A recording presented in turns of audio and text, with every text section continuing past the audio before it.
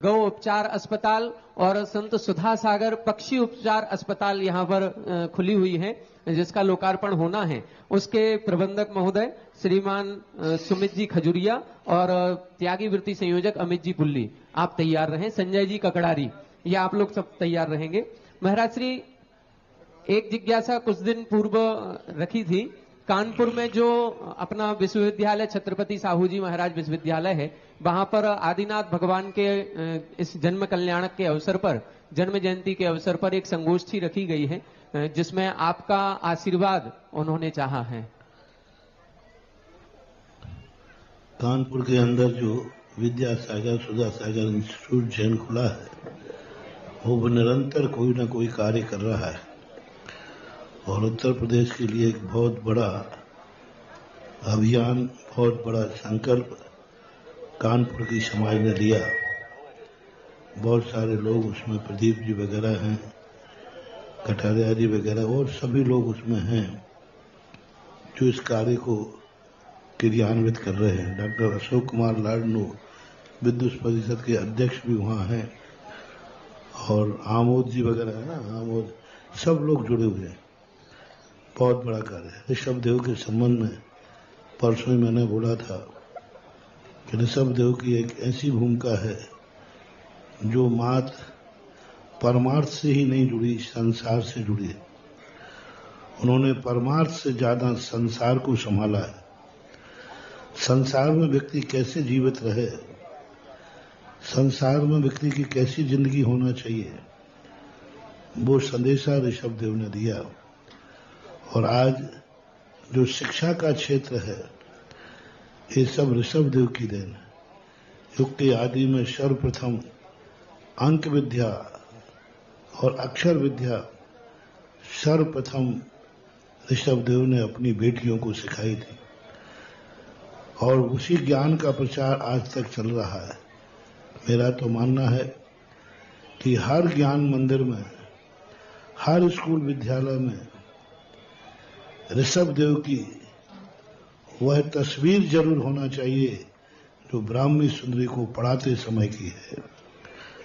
भले अनंत अवस्था की ना हो, ग्रस्त अवस्था की हो, लेकिन भगवान ऋषभ देव जब वो पढ़ा रहे हैं, उनकी तस्वीर हमेशा होना चाहिए, क्योंकि हम मूल संस्थापक को भूल गए। और ये प्रचार सरकार को भी सारा अध्ययन और शोध करके इस बात को सरकार को जारी करना चाहिए कि अक्षर और अंक विद्या के मूल संस्थापक ऋषभ देव थे। अतः उन्हें एक गृहस्थ अवस्था की, राजकुमार राजा अवस्था की एक चित्र पास करके सभी ज्ञान मंदिरों के लिए अनिवार्य करना चाहिए, क्योंकि हमें ये पता रहना चाहिए कि अक्षर और अंक विद्या कहाँ से आई, ये ज्ञान कहाँ से आया।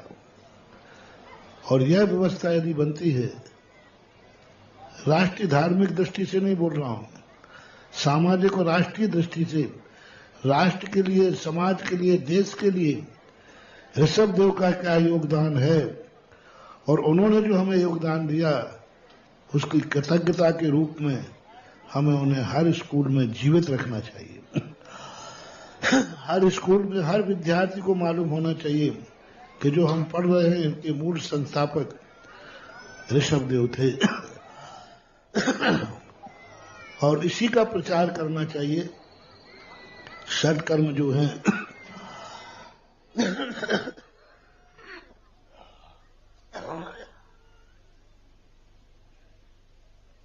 आज हर सैनिक के ऑफिस में आज तलवार चलाना, शस्त्र विद्या सिखाना, युद्ध विद्या के भी मूल संस्थापक ऋषभ देव थे। उन्होंने ही सबसे पहले युद्ध विद्या सिखाई थी। तो हर सैनिक को यह मालूम होना चाहिए कि युद्ध विद्या के मूल प्रणेता, असी मसीह की प्रणेता ऋषभ देव थे। और ऋषभ देव ने तलवार, उस दिन हमने कहा था, किसी उद्दंड को नहीं दी है, सज्जनों को दी है, जो धर्म और धर्मात्मा की रक्षा करे। विस्तार से मैंने आदिनाथ जयंती के ऊपर बोला है, वो प्रसंग सबके लिए अनुकरणीय है। कृषि वाणिज्य का भी उन्होंने उपदेश दिया। हर किसान के पास एक ऋषभ देव की राज्य व्यवस्था की तस्वीर होना चाहिए, जिससे किसान अपने उपकारी के प्रति कृतज्ञता व्यक्त कर सके कि आज जो संसार में खेती है वह सबके संस्थापक ऋषभ देव है।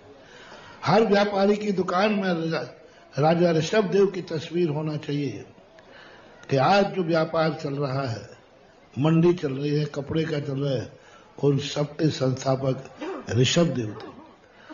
हर शिल्प यानी कुम्हार के पास, हर बाड़े के पास, हर खाती के पास जितने प्रकार के शिल्प हैं, जितने, चाहे कोई भी प्रकार का शिल्प हो, हर शिल्पकार के पास ऋषभ देव की राज्य व्यवस्था की तस्वीर होना चाहिए, जैसे हर शिल्पकार ये समझे कि आज जो हम मटके बना रहे हैं, आज हम लोहे की वस्तुएं बना रहे हैं, इन सबके संस्थापक ऋषभ देव थे। ऋषभ देव का एक जीवन ऐसा व्यापक जीवन है जो पारमार्थिक रूप तो था ही, लेकिन संसार के लिए बहुत बड़ी देन थी। उस समय संसार जिस विपदा में पड़ा हुआ था, संसार जिस दुर्दशा में स्थिति में जी रहा था, उस समय ऋषभ देव ने सारे प्राणियों को जीने की कला सिखाई, रहने की कला सिखाई, सुरक्षा सिखाया, आपसी संबंध सौहार्द सिखाया। उन्होंने जो कुछ दिया है वह सब आज के समय पर सारे विश्व में इसका प्रचार होना चाहिए। सारा विश्व अपने परम उपकारी को जान सके। ये महान जैनियों का ही कर्तव्य नहीं है, भारत के हर जैन अजैन का कर्तव्य है, क्योंकि संसार धर्म से संबंध नहीं रखता है। संसार संसार होता है। धर्म के भेद हो सकते हैं, लेकिन संसार में कार्य करने के भेद नहीं है। किसी कोई धर्म से संबंध नहीं है, वाणिज्य धर्म से संबंध नहीं है, युद्ध धर्म से संबंध नहीं है। तो ऋषभ देव को हम एक धार्मिक दृष्टिकोण का रूप ही न देखें।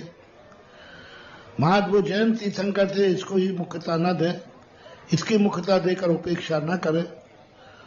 उनको आप अपना देवता, आप अपना उपकारी, आप विश्व के लिए जो उनकी देन है, उन देनों के ऊपर, उन उपकारों के ऊपर यदि हम ध्यान दें, विचार करें, तो हमें समझ में आता है कि हम अपने उपकारी के प्रति कृतज्ञ हो पाएंगे।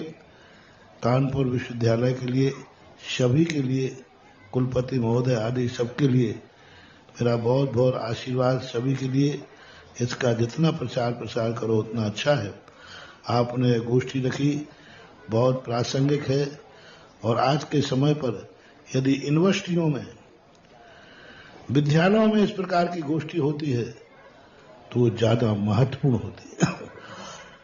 ऋषभ देव को मंदिरों में बोलना, धार्मिक कार्यक्रमों में बोलने से कुछ नहीं होने वाला, लेकिन ऋषभ देव के ऊपर मैंने अभी एक दिन कहा था कि सरकार को ऋषभ देव जयंती घोषित करना चाहिए, छुट्टी, जैनियों के नाम से नहीं। जगत उपकारी प्रजापति देवादि देव ऋषभ देव थे, इस उपलक्ष्य में जैन तीर्थंकर के नाम से नहीं, राष्ट्रीय महापुरुष, विश्व के संस्थापक, उनको उसी दृष्टि से आप प्रचारित करिए। ऋषभ देव को महान धार्मिक, तो ऋषभ देव के जन्मदिन को एक राष्ट्रीय पर्व घोषित होना चाहिए। ऋषभ देव के जन्मदिन को एक सामाजिक पर्व घोषित होना चाहिए। ऋषभ देव की जन्म जयंती घर घर में मनाई जाना चाहिए, वो किसी भी धर्म का हो, धर्म किसी का भी मानो, लेकिन संसार तो सबका एक से ही होता है। संसार तो सबका एक से, सबको रोटी खाना, रोटी कपड़ा मकान सब उसके पास है। तो इसको संप्रदाय निरपेक्ष करके, आदिनाथ जयंती को संप्रदाय निरपेक्ष करके, सारे जगत का उपकारी मान करके उनके लिए राष्ट्र को इस पर विचार करना चाहिए। जैसी अन्य रजिस्टर्ड हॉलीडे होती है, धर्म के नाम पर नहीं मैं कह रहा हूं, धर्म के नाम पर तुम कहोगे पक्ष हम किस किस की करेंगे।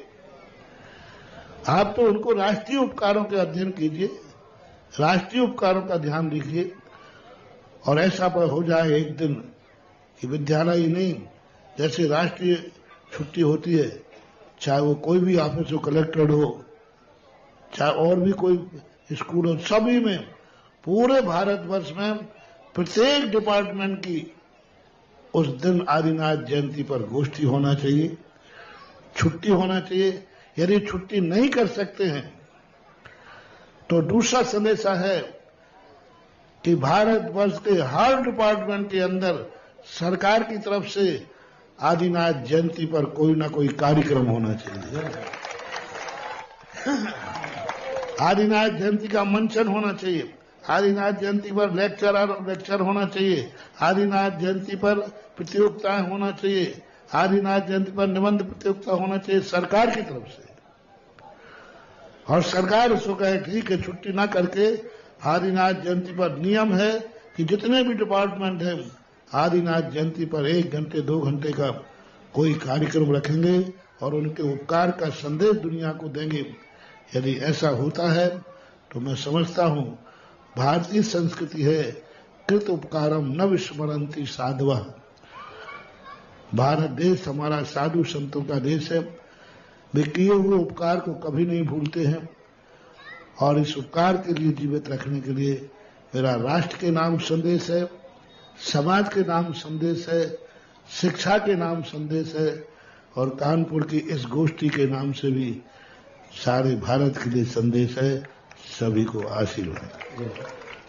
इसके बाद जिज्ञासा